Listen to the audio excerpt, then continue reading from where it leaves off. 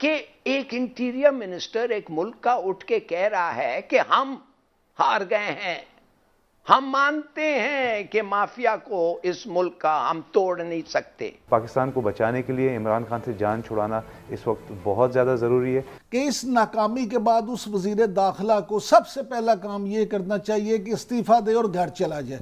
IMF जब डंडा उठाती है कि हम जब तक भीख नहीं देंगे, जब तक तुम अपना पिछला हिसाब किताब नहीं जारी करोगे। इमरान खान नियाज़ी ने कहा था कि जब मुल्क में महंगाई हो, जब मुल्क में महंगाई बढ़ जाए, जब मुल्क में टैक्स बढ़ जाए तो समझ लो कि वहां का वजीर आजम चोर है। वो ये कि हुकूमत के करीब तरीन इत्तेहादी, सबसे करीब समझे जाने वाले और वफाकी वजीर दाखिला शेख रशीद अहमद मौजूदा हुकूमत के हवाले से या अवाम ने जिन तवक्कुआत की बिना पर इस हुकूमत को वोट दिया, उससे मुतालिक जिन ख्यालात का इजहार किया है, उसके ऊपर कान खड़े हो जाते हैं, उसके ऊपर सोचने पर मजबूर हो जाते हैं।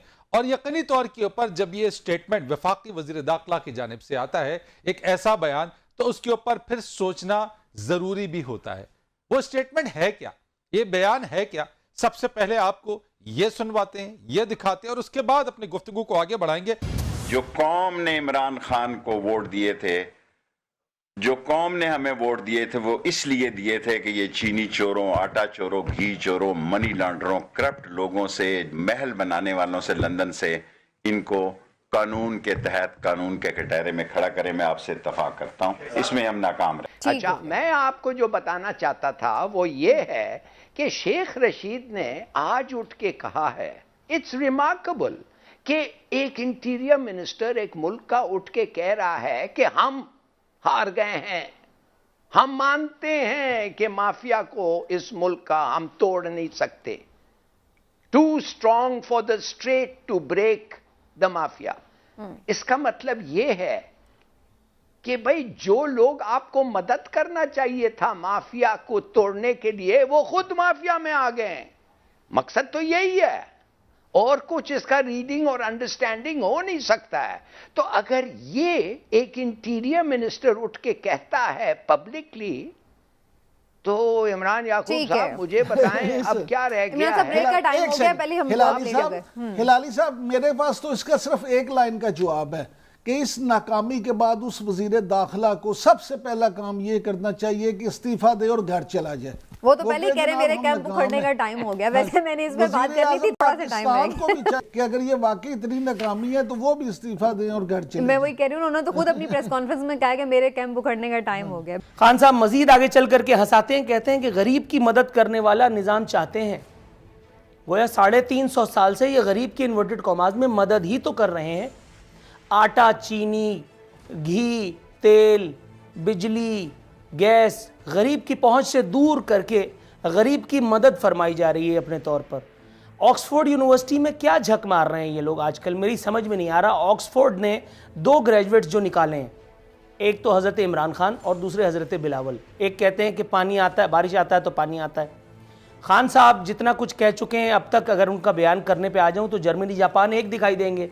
खान साहब के डिक्शनरी में, उनकी लुगत में 12 मौसम होते हैं। हमने 4 पढ़े थे, साइंस आज तक 4 बता सकी है, लेकिन पीटीआई के जो साइंसदान हैं या पीटीआई की सोशल मीडिया ब्रिगेड के जो जगादरी हैं वो 12 पर मुसिर हैं। ऑक्सफोर्ड क्या कर रही है? ऑक्सफोर्ड ग्रेजुएट्स क्यों अपने बयानात से ऑक्सफोर्ड का मजाक उड़वाने पर तुले हुए हैं? खान साहब कह रहे हैं कि गरीब की मदद करने वाला निज़ाम चाहते हैं। हुजूर, आपकी चाहत की अगर हम बात करें तो ये मुल्क आपकी चाहत की भेंट ही तो चढ़ गया। जब आप आए थे तो हालात इतने दिगरगूं बहरहाल नहीं थे। आपने तब्दीली का सुरमा बड़ी चाह से हमारी आंखों में लगाया और उसके बाद फिर हम सावन के अंधों की तरह इधर उधर टकराते फिरते हैं, कुछ नज़र नहीं आता।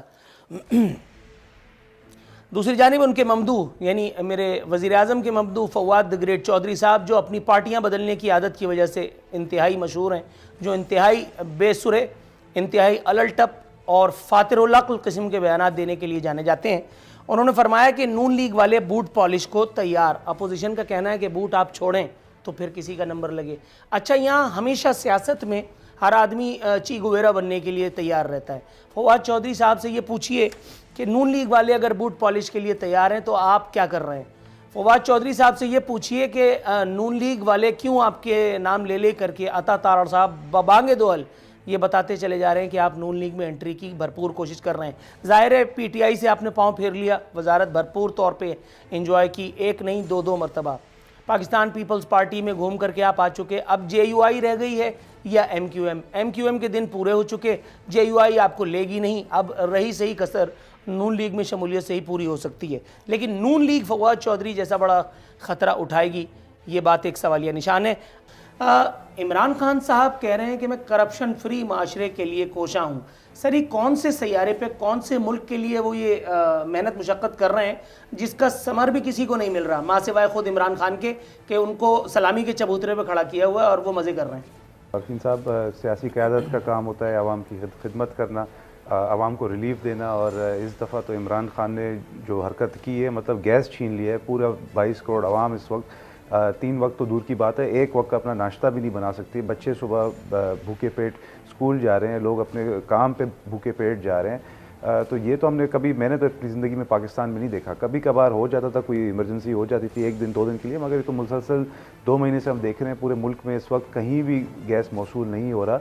और अगर इनके वज़रा से पूछा जाए, हमाद अज़हर साहब से, कि आपने क्यों बंदोबस्त नहीं किया था पहले, तो उल्टे सीधे बहाने बनाना शुरू हो जाते हैं कि नहीं जी वो हमने सनतों को गैस देना होता है। फिर उसके जवाब में कोरंगी वाले आ गए, हमारे जो बिजनेसमैन कह रहे भाई ऐसा कुछ भी नहीं है, हमें जो गैस मिलनी चाहिए थी वो भी नहीं मिल रही है। आप हमारे कंधे पे बंदूक रख के फायर ना करें, अपनी कोताही और नाहिली को खुद माने, और इस वक्त जो आपने आवाम को भूखा कर दिया है उसकी ज़िम्मेदारी उठाएं। मगर ज़िम्मेदारी उठाने को कोई तैयार ही नहीं है।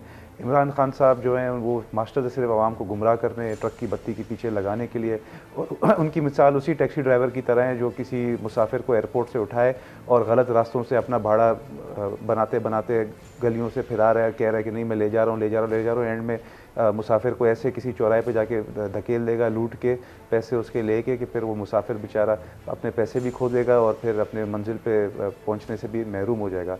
तो इसीलिए जो अपोजिशन है इस वक्त वो कोशिश तो कर रही है कि मुत्तफ़िका तौर पे एक ऐसे प्लेटफॉर्म पे आ जाए जहाँ पे वो कम अज़ कम ये है कि, हालांकि देखिए हमारे तो फ़ायदे में होगा, अपोजिशन के तो फ़ायदे में होगा कि हम 1.5 साल और दे दें इमरान खान को, अपनी और जो नाअहली है उसको साबित करते रहे, और एक दफ़ा ही आवाम उसका तमाम जो उसकी नाअहलियाँ हैं वो देख ले और उसके हर रूप देख ले। मगर देखें 1.5 साल अगर हमने इमरान खान को और दे दिया तो खुदा न खास्ता पाकिस्तान का मज़ीद इतना वो नुकसान कर देगा कि फिर बाद में कोई भी आएगा तो फिर वो नहीं संभाल सकेगा पाकिस्तान को। तो पाकिस्तान हमारे लिए इतना प्यारा है कि हमने, हालांकि सियासी तौर पे तो हमारे लिए नुकसानदेह होगा कि हम इस वक्त मुल्क की क़यादत संभालें, मगर फिर भी पाकिस्तान को बचाने के लिए इमरान खान से जान छुड़ाना इस वक्त बहुत ज़्यादा ज़रूरी है। क्योंकि जिस तरह आपने ख़ुद फरमाया, ना बिजली है, ना गैस है, ना पानी है, बस इमरान खान की सिर्फ पुरानी बातें हैं कि जी नवाज़ शरीफ ने ऐसा किया तो इसलिए ऐसा हो गया, जरदारी ने ऐसा किया तो इसलिए ऐसा हो गया। उनके पास कोई जवाज़ नहीं है कि भाई 3 साल में आपको जो मौका मिला आपने किस सिमत में, कम से कम सिमत तो आपने दुरुस्त की होता ना मुल्क का। सिमत हमारा गलत है, हमारी जो फूड इन्फ्लेशन है वो हाईएस्ट इन द वर्ल्ड है इस वक्त, हमारा जो रुपये का कदर है वो वर्स्ट इन द वर्ल्ड है इस वक्त।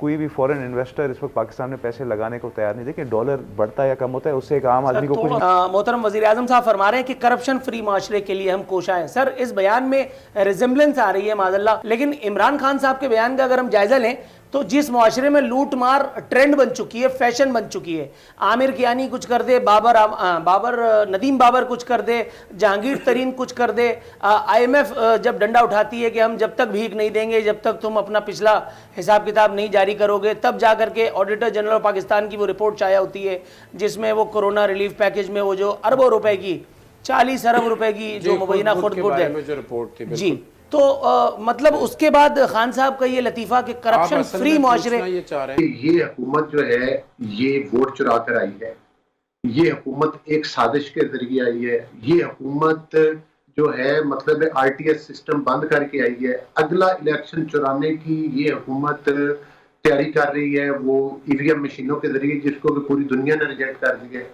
और दूसरी बात यह है कि इसमें जितने लोग बैठे हैं, खास तौर पर मोस्टली इनके वुज़रा जो हैं वो अरबों रुपए की चोरियों में और खांचों में इन्वॉल्व हैं, और इनका सरगुना इमरान अहमद न्याजी। अच्छा, शेख रशीद की बात पे तो बता दें, शेख साहब की भी तो बात पे कमेंट कर दे।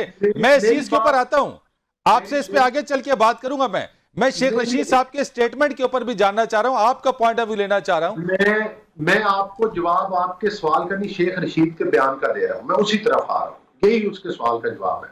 देखिए हमारा ये मौक़िफ़ था, और मैं एक बात आपके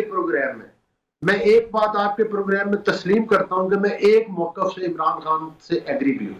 इमरान खान नियाज़ी ने कहा था कि जब मुल्क में महंगाई हो, जब मुल्क में महंगाई बढ़ जाए, जब मुल्क में टैक्स बढ़ जाए तो समझ लो कि वहां का वजीर आज़म चोर है। मैं इमरान खान साहब की बिल्कुल इस बात से 100% एग्री करता हूं कि जब मुल्क में महंगाई ज्यादा होती है, जब मुल्क में मतलब टैक्सेस ज्यादा लगाए जाते हैं, तो इसका मतलब ये है, अब पाकिस्तानी रुपए की डिवैल्यूएशन की जाती है, तो उस मुल्क का उस वक्त का वजीर आज़म चोर